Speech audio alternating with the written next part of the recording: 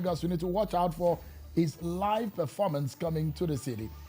Well, let's begin the conversation with the living legend himself, Two-Face Idibia. Yeah. Two Baba, That thanks so was much. amazing.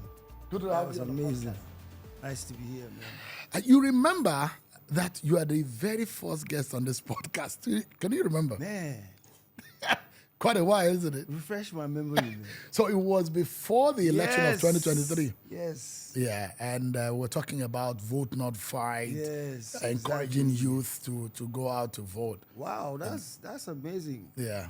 So, I mean, it's Years interesting ago. that the elections are coming again and Again. we're here again. Yeah. So, how have you been? I've been good, taking it one step at a time. Yeah. Just trying to maintain, according to the English. I was at your your show in Abuja, and I thought that was Okay. amazing. That was good. Thank you. The energy was great. The legend was back in his element. And it was good. How did you? Thank you. How do you feel after 25 years doing the same thing, being a legend in the music world? Wow, it's been overwhelming, plenty ups, plenty downs, but in all, we just give God the glory. You understand? For me, so many memorable times and so many horrible times. So many things have happened that is indescribable for me. But I thank God for everything. And now you see a lot of younger musicians, and you came in the age where it was cassettes and the digital music Yeah. distribution was not there, and piracy was heavy at the Crazy. time. But looking back, what would you say was a major memory for you? The first time I heard my song on the radio Really? was mind-blowing. You know that feeling? It's crazy. And then the first time I held a cassette tape. That With is your my name on it. music, with my name on it. What I've been seeing since before when I was growing up, I now see it as my own stuff. It was mind-blowing. It was amazing. Plenty of people don't know what a cassette be these days. For real. But, it's interesting for me to sit here and actually think back and actually think like, wow. So I did cassette, I did CD, and now we're in a digital era. It's mind-blowing. It's very, very interesting. And your first music was? With Plantation Boys. Plantation Boys. Yes. How's your relationship with your folks, though? I mean, we're good, but we've had one or two issues. Yeah. But all in all, we're good. I think everybody's trying to. I saw your colleague he performed in Abuja. Yes, alongside. Face was That's there. Face, yeah. Yeah. You and Face is good. What about Blackface? Blackface is a story for another day right now. For me, I've always liked to maintain myself and just respect myself. For whatever reason, so many years, so many accusations, and it's all false. Because I must say that it's been all false. Those stories are not true. Yeah, about but- the writing of the music, Yeah. about the rights, about royalties, and all that. Yeah, I've always said it that we wrote the song together. He knows this, But what beats my imagination is actually going out there and saying those kind of things. And they are false, So it pained me for some time, but, I just had to, I just had to let it go. We eventually settled out of court, but But you guys are I cool wasn't still- personally, but I mean, you don't see yourself doing anything professionally together, do you? no, I don't. Should we see Plantation Boys coming back on stage together, just like we'll see Backstreet Boys and Boys to Men? Nah. I don't see it happening yet. But do you- As I'm speaking to you now, I don't see it happening yet. Yeah. Do you miss the personal. Plantation days? Do you miss it? Plantation Boy. I mean, definitely. You miss them days? We had some very, very wonderful time together, but I've moved on. And for me, they're just memories now. I enjoy them. I learned a whole lot from them.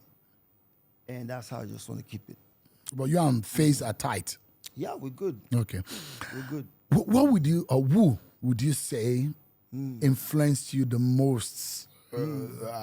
I'm very sure that there are other things that you could have done outside of music growing up. But what would you say made you to do music, or what made you to go into music eventually? Wow. My dad had a lot of records at home, so I used to listen. Did he sing? Does he sing? No. You are the only one. You are the only one who sing in your house. No, in my your brothers sibling. they do sing as well, but they've not decided to take it too Professional. professional yet. Yeah. And it's cool. They're doing fine in their own different areas. So you are the chosen one. So let's say chosen. I'll be chosen. So growing up, it was music. I've never dreamt of doing anything else. So for me, right from day one, I would say I don't set my mind to do this. And that's what I'm doing. So your dad played a huge role in that. Popsy. And then among those records, Bob Marley was the thing that got me. So reggae music, country music, some R&B, some Temptations, it was an eclectic collection of music. So I listened to all of these, and it shaped my musical thinking. But Bob Marley was the one that did it for me. Wow. So Bob Marley is your hero. Yeah. Any day, anytime. Music, yeah. But you and do it. Bongo Sikwe, I have to mention Bongo Sikwe, yeah. But your dad, your dad was your inspiration. I mean, He was your push somehow. You can say that, yeah. You can say that. Where is he? Is it? He's late. Oh late wow, now. he died. Passed on some years ago. Oh wow. Yeah. Do you miss him? Of course. Of course. Gentleman. Wow. Is it the man you look like? I look like my mom, I think. Okay. I'm sure that I have both of them in me. Yeah, a mix of your dad and your mom. Yeah, because I know that your blood is also very sharp. I see your son. This guy is grown. Yeah, looks fast, exactly. man. If you're not careful, the guy can go into the bank and be exact. He can claim to be innocent. But For real? yeah, he looks so much like you. But does he sing? No, it's trying to go into production, but he's studying medicine, so it was a surprise to me. But it's interesting. I know that Yankee Entertainment, you and Yankee Entertainment are doing quite a lot. The performance, in, the show in Abuja was quite good. And I'm hearing that you are also trying to do a lot of sensitization to the young people about elections, about violence, about the culture and all of that. What's that about? You have something There's that a you're whole working lot of, on? There's plenty movement that we're about to start. The majorest one would be, is that na correct English be that now? The majorest one. We did hood. So anyone what you say correct. It's a Music Against Violence campaign, and we intend to do that across the whole country. Hopefully, so if we come out, but for now we're just concentrating on Nigeria. For me, it's the least I can do with the tool that I have. Music is powerful. Music is a very strong tool, and I think we won't do music justice if we don't use it.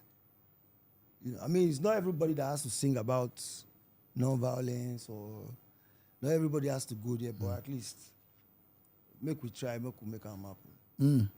So your own agenda is mostly for young people to come out, but not engage in violence, because we imagine the 2027 elections will be very keenly contested.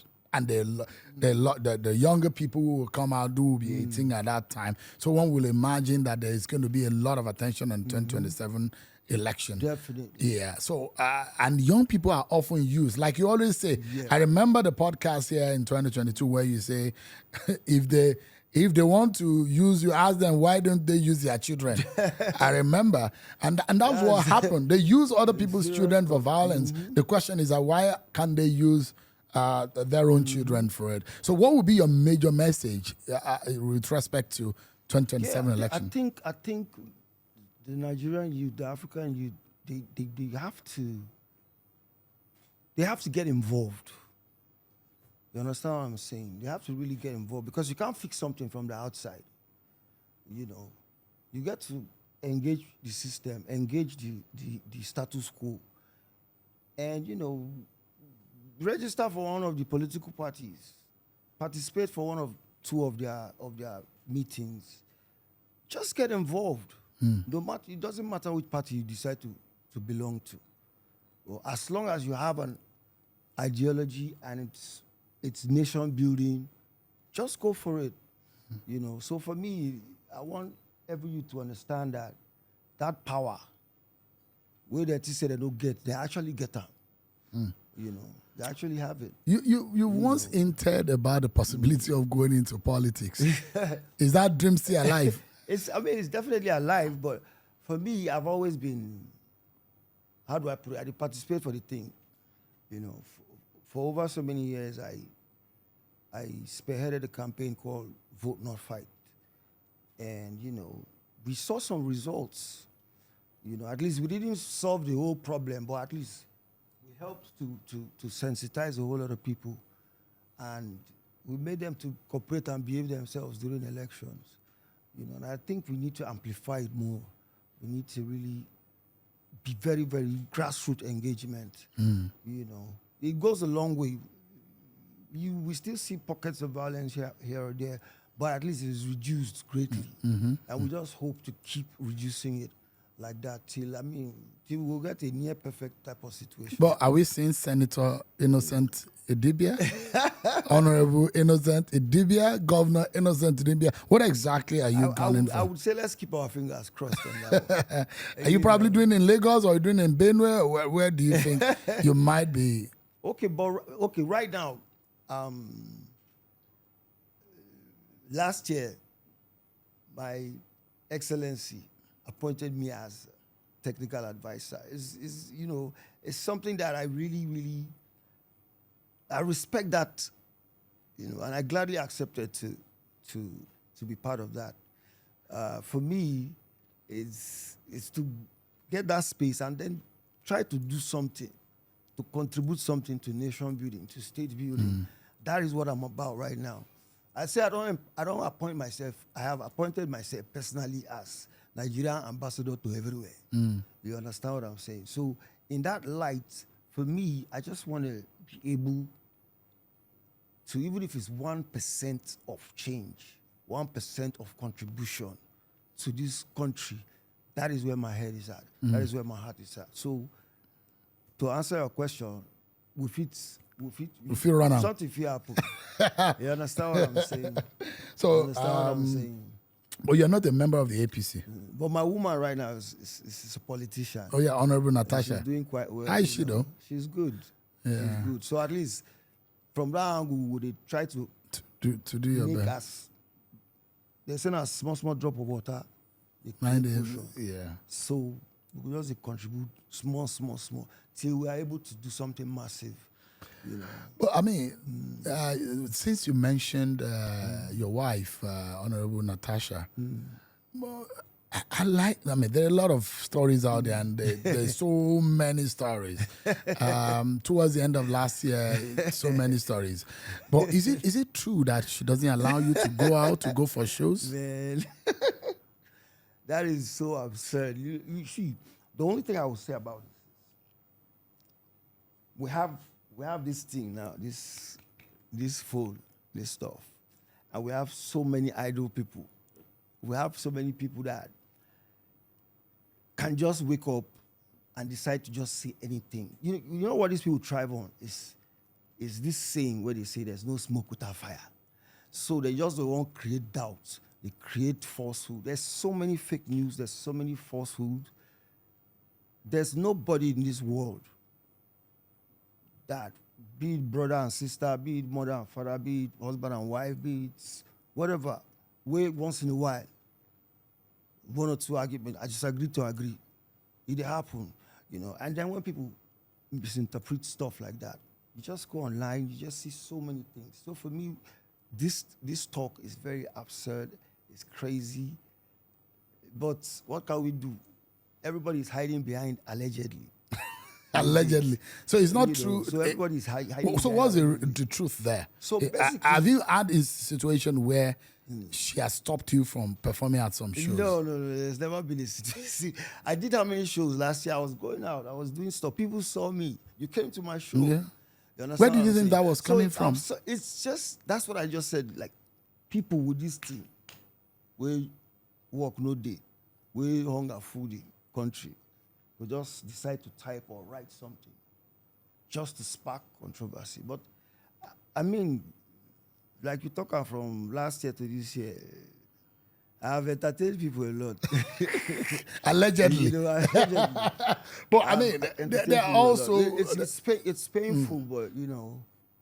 But sometimes- definitely you've had sometimes- your disagreements and some down moment or bad times That's with the- Honorable that's what I Natasha. explain. Because there Which are... human being for this world? The online, we what don't- people saw online on that live Yeah. video where they saw you, the spat between both of you. Yeah, A lot of people thought maybe you both are not good, or you keep fighting, or something was wrong. Can you clear the air on what happened?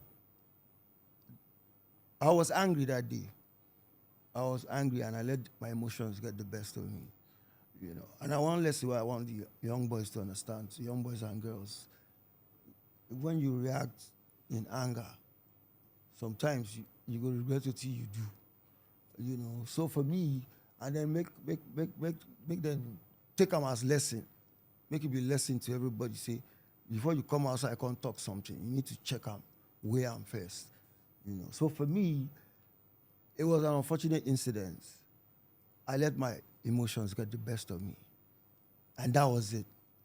You understand what I'm saying? So, and all this talk is absurd. It's annoying. There are a lot of things that came up. It's In fact, annoying. they talked about you being arrested in gets the to you UK. sometimes. Things happened, that you got into a fisticuff with your wife. They say, oh, Lord, that the marriage is over.